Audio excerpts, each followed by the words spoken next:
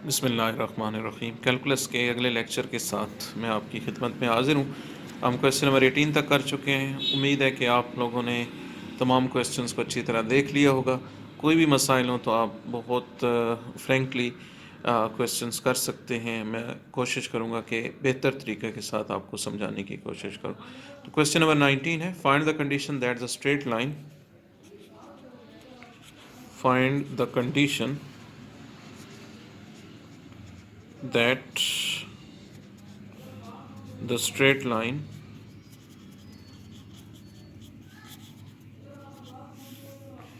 lx plus my plus n is equal to 0 may touch the ellipse x square over a square plus y square over b square is equal to 1. Also find the coordinates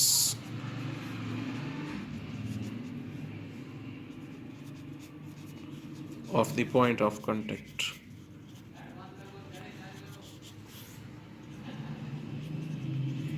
question को समझ लीजिए। पहले यहाँ पे आपके पास एक ellipse है जिसकी इक्वेशन आपको दे दी गई, x square over a square plus y square over b square is equal to 1। ये आपके पास इलिप्स है। उसके बाद एक स्ट्रेट लाइन है जो इसको टच कर रही है, l x plus m y. For example ये स्ट्रेट लाइन हमने ड्रॉ की है जो इलिप्स को इस पॉइंट पर टच कर रही है। इस लाइन की इक्वेशन है l x plus m y plus n is equal to 0। तो दो बातें करनी है। एक तो हमने कंडीशन निकालनी है, मतलब ये है कि ये इसको हमने टच कराना है। मैंने ये शायद कहा है कि टच कर रही है, इसको हमने टच करानी है, यानी क्या कंडीशन पूरी हो जाए कि ये लाइन इस इलिप्स को टच कर जाए। तो हम फर्ज कर लेते हैं कि ये टच कर रही है। तो जब टच करेगी तो उसके अकॉर्डिंग क्या कंडीशंस बनेगी वो हमने निकालनी है। और दूसरा इसका, इस लाइन का और जो इलिप्स का पॉइंट ऑफ कांटेक्ट होगा, find coordinates of point of contact. जो पॉइंट इनका कांटेक्ट का है, लाइन का और इलिप्स का जो पॉइंट ऑफ कांटेक्ट है उसके कोऑर्डिनेट्स भी निकालने हैं। नाम हम उनके x1 y1 रख लेते हैं उस पॉइंट के जो इनका पॉइंट ऑफ कांटेक्ट है। Let p into x1 y1 be the point of contact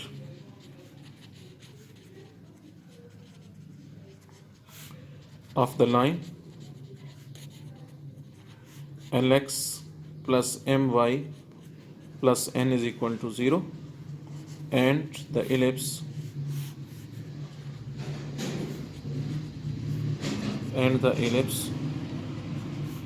x square over a square plus y square over b square is equal to 1। ठीक हो गया जी। Then the point will satisfy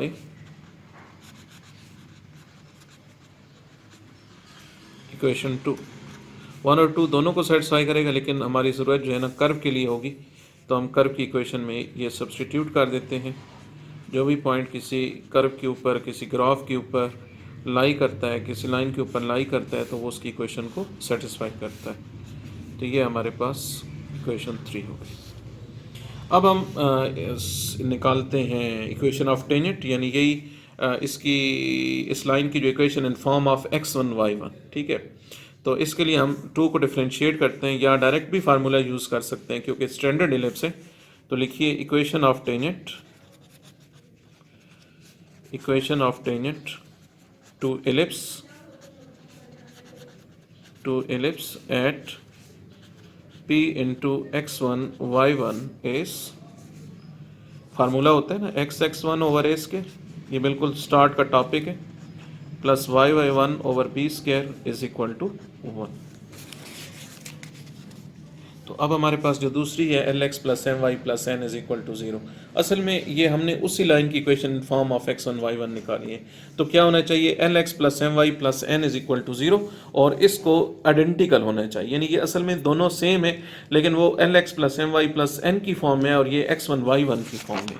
तो ये हो जाएगी x1 over a square plus y1 over b square minus 1 is equal to 0। तो इसको आप कहेंगे नंबर 4 और this must be identical, this must be identical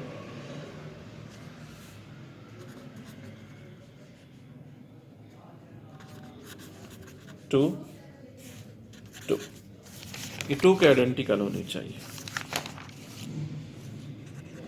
क्योंकि वो भी equation of tangent through x1 y1 है, ये भी equation of tangent through x1 y1 है। तो यहाँ पे आप देखें कि दोनों में कॉमन है x और y, तो इसके लिए हम क्वेश्चन नंबर 8 वाली टेक्निक यूज़ करते हैं कि जब दो टेंजेंट लाइंस आइडेंटिकल हों तो उनके जो x के कोफिशिएंट्स हैं वो इक्वल होते हैं, y के कोफिशिएंट्स कर वो इक्वल होते हैं कांस्टेंट टर्म्स जो हैं उनकी रेशो के, मतलब इनकी रेशो x के कोफिशिएंट्स की रेशो, y के कोफिशिएंट्स की रेशो और कांस्टेंट रेशो ये बराबर होगी। तो दूसरी हमारे पास है lx plus my plus n is equal to 0, तो इसका कोफिशिएंट है l और इसका है x1 ओवर a स्क्वायर, तो इसको मैं लिख देता हूँ x1 over a square divided bye l, यानी ये रेशो, ये इक्वल होगी y1 over b square over इसका y कोफिशिएंट m और इसका कांस्टेंट है -1 और उसका कांस्टेंट है n, तो x1 ओवर a l कर देते हैं। अच्छा, यहाँ पे एक ये अलग करने का मकसद ये है ना कि आगे चल के हम इसका स्क्वायर लेंगे, तो x1 square over a square बन जाएगा plus y1 square over b square बन जाएगा जो कि इक्वल टू 1 है, तो इस तरह x1 y1 एलिमिनेट हो जाएंगे। तो जो हमने एक पॉइंट लिया हुआ है वो हमें मालूम हो जाएगा, या उसको हमें एलिमिनेट करना होता है वो एलिमिनेट हो जाएगा। तो यहाँ से y1 ओवर b और एक भी m के साथ मल्टीप्लाई कर देते हैं is equal to -1 over n, तो x1 ओवर a की वैल्यू आ जाएगी, al को उधर ले जाएं, -al डिवाइडेड बाय n और y1 ओवर b इक्वल हो जाएगी -bm ओवर n। यहाँ से हम पॉइंट ऑफ कांटेक्ट भी निकाल लेंगे, दो चीज़ें इकट्ठी निकल आएंगी हमारे पास, ये 5 और 6, यानी ये दो तरह से हमें हेल्प आउट करेंगी। तो पहले हम x1 और y1 को एलिमिनेट करते हैं, स्केयरिंग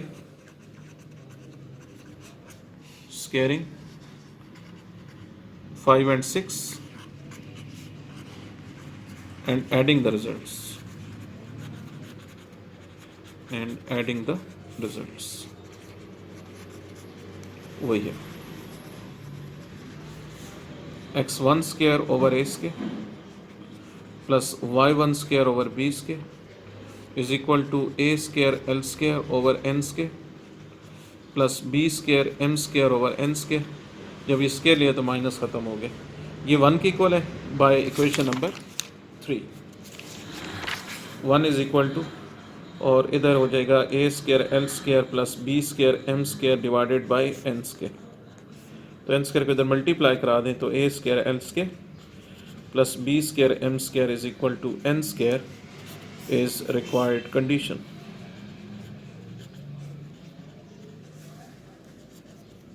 ये रिक्वायर्ड कंडीशन। अब हमने पॉइंट ऑफ कांटेक्ट निकालनी, यानी x1 और y1 की वैल्यू निकालनी है, तो फ्रॉम 5 x1 की वैल्यू हो जाएगी, एक उधर मल्टीप्लाई करा दें, minus a square l over m over n और y1 की वैल्यू हो जाएगी minus b square m over n। तो पॉइंट ऑफ कांटेक्ट जो है वो क्या निकला, 10 point of contact is minus a square l divided by n minus b square m divided by n। ये क्वेश्चन नंबर 90। आगे क्वेश्चन नंबर 20 को read कीजिए। Show that the condition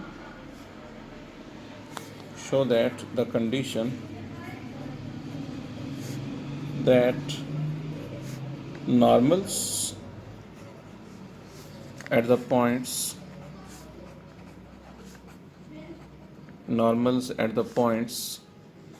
x1 y1 x2 y2 and x3 y3 on the ellipse x square over a square plus y square over b square is equal to 1 may be concurrent, यानी तीनों जो normals हैं वो एक ही point पर मिले, उनका जो पॉइंट ऑफ इंटरसेक्शन है तीनों का वो एक ही हो, ये मतलब होगा कि वो कंकरेंट है, मे बी कंकरेंट इस, और इसके लिए जो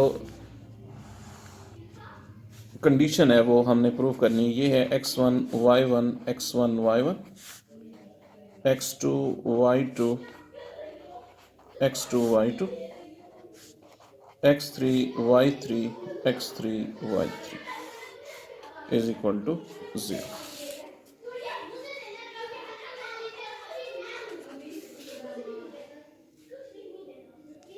तो यहाँ पे हमारे पास इलिप्स है, तो आप लिखिए given ellipse is x square over a square plus y square over b square is equal to 1. तो हम इसकी इक्वेशन ऑफ नॉर्मल निकाल लेते हैं. डायरेक्ट फार्मूला भी लिख सकते हैं, आपने इसको डिराइव किया हुआ है तो उसमें भी कोई मुज़ायका नहीं है. तो दोबारा मैं इसको करा देता हूँ ताकि जिन बच्चों ने उसको मिस कर दिया था, नहीं समझा था, वो उनके पास दोबारा एक मौका हो. तो डिफरेंशिएटिंग स्लोप निकालने के लिए equation 1 we have 2x divided by a square plus 2y divided by b square dy over dx is equal to 0. 2y over b square dy dx is equal to minus 2x divided by a square.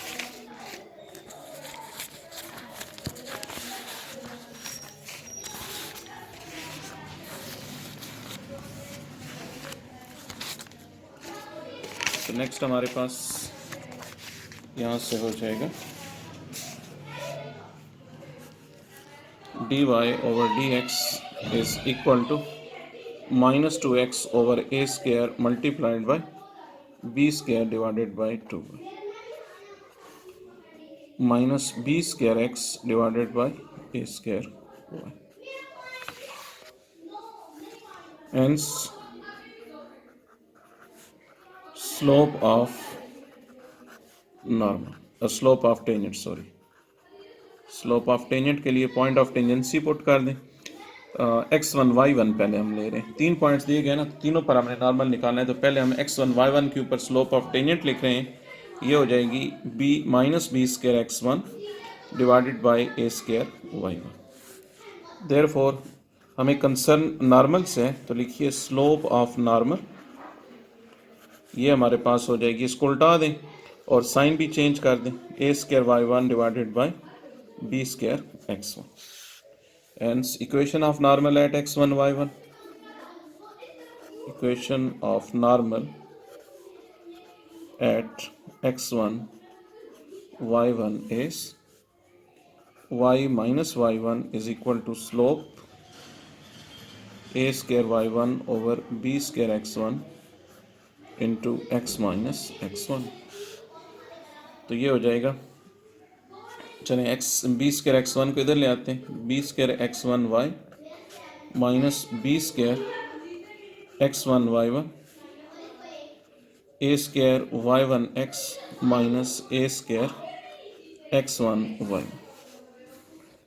0 is equal to A square Y one X minus B square x one Y, और ये इधर आएगा plus B square x one Y one minus ए square x one Y.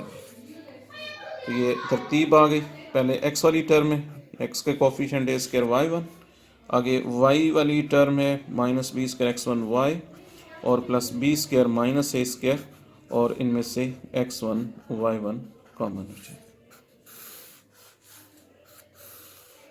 इसको आप number क्या देंगे जी, 2 दे दीजिए. इसी तरह अब जो हमारे पास इक्वेशंस ऑफ नॉर्मल्स आएंगी x2 y2 के ऊपर, तो जस्ट क्या फ़र्क पड़ेगा, x1 y1 की जगह x2 y2 आ जाएगा. Similarly equation of normal at x2 y2 is a square y2 x minus b square x2 y b square minus A square x2 y2 is equal to 0. And equation of normal at x3 y3 is a square y3x minus b square x3y plus b square minus a square into x3 y3 is equal to 0. इसका number 4. अब आपने second year में पढ़ा था कि 3 lines कब concurrent होती हैं, उसके लिए डिटर्मिनेंट ऑफ कोफिशिएंट्स को 0 होना चाहिए. तो यहाँ पे हम डिटर्मिनेंट ऑफ कोफिशिएंट को 0 रख लेंगे. यहाँ पे आप लिखें the 3 normals will be concurrent. The 3 normals will be concurrent if and only if. इसमें आप x का कोफिशिएंट देखें a स्क्वायर y1. आगे फिर आप लोग साथ साथ नोट कर रहे हैं तो नेक्स्ट वन आप देखें वो आया था माइनस बी स्क्वायर x1 और लास्ट में बी स्क्वायर माइनस ए स्क्वायर इंटू x1 y. फिर है जी A square y2 minus B square x2 B square minus A square into x2 y2. A square y3 minus B square x3 B square minus A square into x3 y3. इसको होना चाहिए 0. तो अब मैं ए square common ले रहा हूँ. आपको पता है कि एक डिटरमिनेंट में एक चीज़ बाहर चली जाती है, उसका मल्टीपल के तौर पे उसको लिखा जा सकता है अगर वो एक चीज़ एक कॉलम में हो. तो ए स्क्वायर इसको मैं कॉमन कहूँगा. ए स्क्वायर को हमने फर्स्ट कॉलम से कॉमन ले लिया, माइनस बी स्क्वायर को सेकंड से और बी स्क्वायर माइनस ए स्क्वायर को थर्ड से कॉमन ले लिया. तो ये बचा y1 y2 y3 x1 x2 x3 और x1 y1 x2 y2 x3 y3 is equal to 0. तो ये चीज़ उधर जाएंगी 0 से, 0 डिवाइडेड बाई ये ख़त्म हो जाएंगी. और साथ में मैं ये कर रहा हूँ कि इन 2 कॉलम्स की जगह चेंज कर रहा हूँ. कॉलम्स की जगह चेंज करने से माइनस का फ़र्क पड़ता है. तो x1 x2 x3 y1 y2 y3 x1 y1 x2 y2 x3 y3 is equal to 0. इसको हम लिखेंगे बाई C12, यानी C1 और C2 आपस में इंटरचेंज होंगे. तो ये माइनस उधर रिप्लेस कर दें, ख़त्म हो जाएगा. तो एग्जैक्टली वही चीज़ आ गई जो हमसे रिक्वायर की गई थी. x1 y1 x1 y1 x2 y2 x2 y2 और x3 y3 x3 y3 is equal to 0 as equal. तो ये आज का लेक्चर 7 अप्रैल. तो इसको बहुत अच्छा सा तैयार करें. आपने आज क्वेश्चन नंबर 19 20 किया है और 7 किया. अब इसमें जो भी क्वेश्चन आपके रहते हैं उनको बिल्कुल दिलजमी के साथ आज ही कोशिश करें मुकम्मल करो. जिनमें कोई प्रॉब्लम हो आप फ़ौरन मुझे बताएं. अल्लाह हाफिज़. जी बच्चों, ये मैं क्वेश्चन नंबर 7 करा रहा हूँ. कुछ तलबात ये बता रही हैं कि इन क्वेश्चंस में प्रॉब्लम है. तो ये देखिए 25x square plus 12xy plus 4y square is equal to.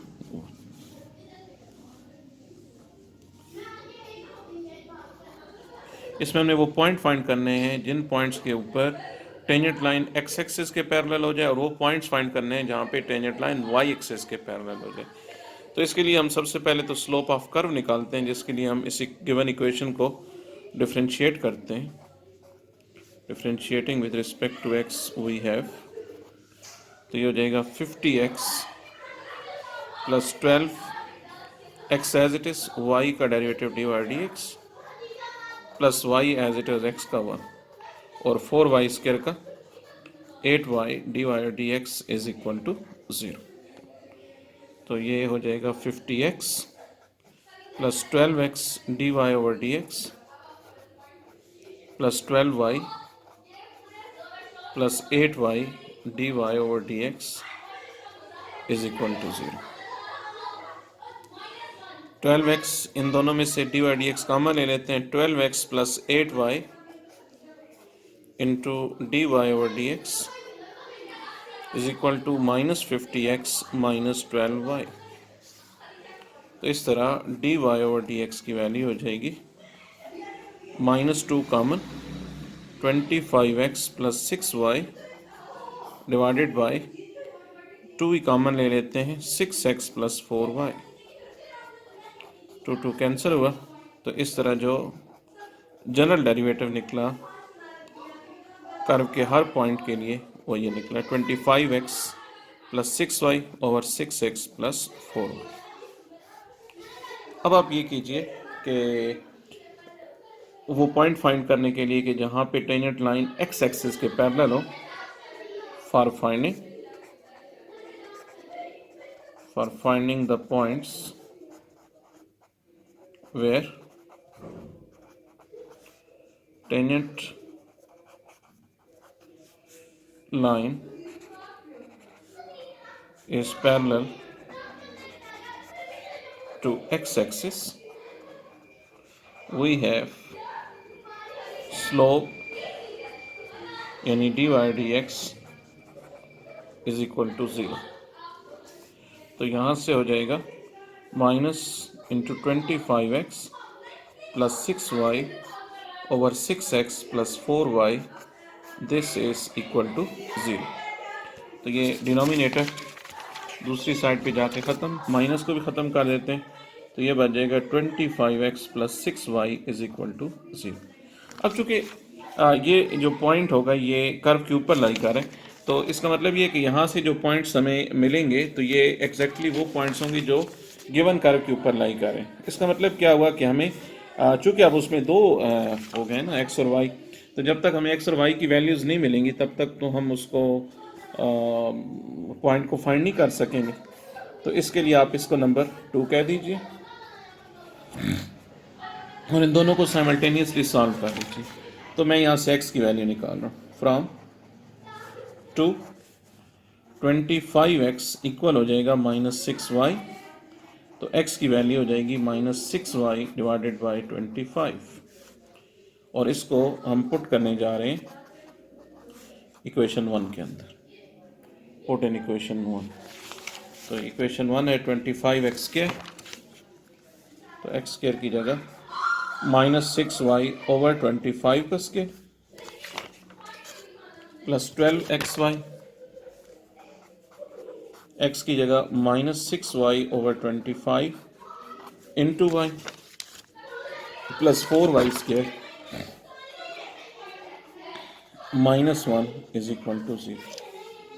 तो ये जाएगा 25 into 36y square divided by 625 minus plus minus -72y square divided by 25 plus 4y square -1 is equal to 0। तो 25 का टेबल 625 तक 25 टाइम्स, तो 25 LCM 36y square -72y square plus 100y square -25 is equal to 0। तो ये हो जाएगा 136 और उसमें से आप 72 निकाल लें, 64y square -25 is equal to 0। इस डिनोमिनेटर पे 25 है, उधर जाके 0 से मल्टीप्लाई होकर आंसर 0 देगा।